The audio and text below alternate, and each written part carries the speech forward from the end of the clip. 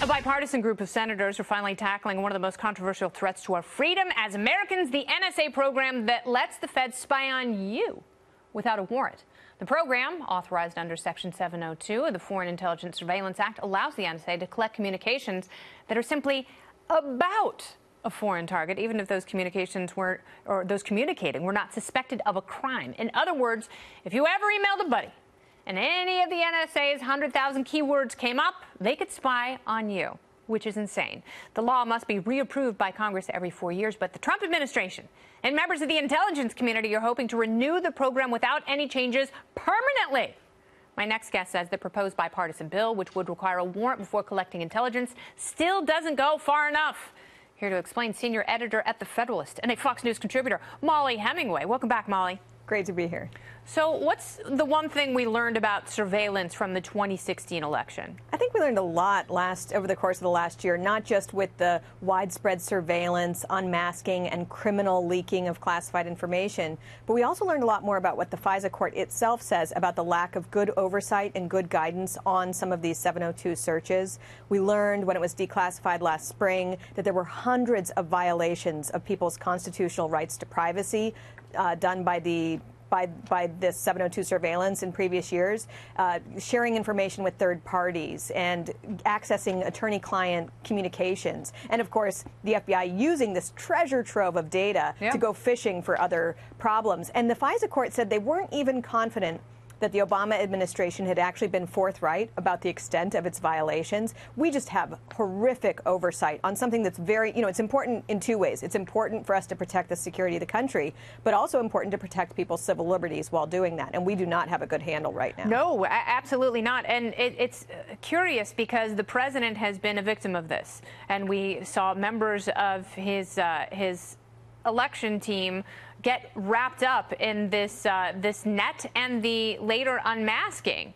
And he has seen firsthand how this can be politicized and weaponized, yet his administration is calling for the law pretty much to stay just as it is and be made permanent. Why is that? Yeah, I would say that what has affected the Trump administration or people close to the campaign is actually separate from 702, but you would think they would be a little bit more careful about just extending these things for another several years without putting in the necessary provisions of protecting people's privacy. But there is so much pressure from intel chiefs. This is such an immense amount of power, and people love having these abilities to go hunting for bad guys, and that is a good thing.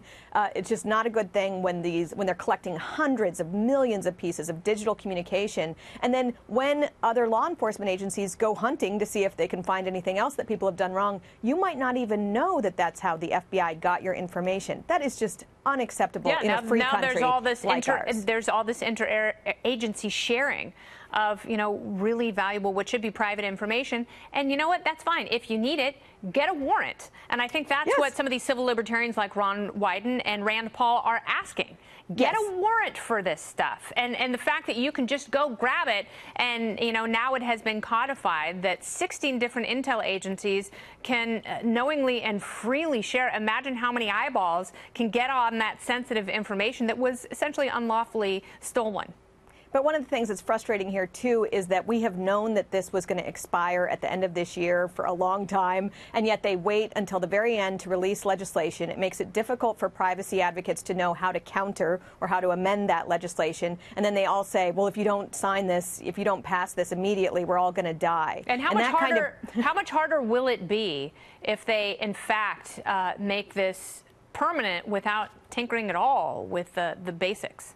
Right, and there are people who think you can actually preserve the great terrorism fighting capabilities of the 702 provisions while also protecting people's right to not have the government coming after them without a warrant. And that is what this other legislation is trying to do. But we just don't have a lot of transparency. I mean, they're holding secret votes in the Intel Committee to pass some of these things. And it's just very difficult for people who do care about civil liberties and the Constitution to hold people accountable. I care. I want them accountable. And I'm glad you're here, Mollie. Thank you so much. Thank you.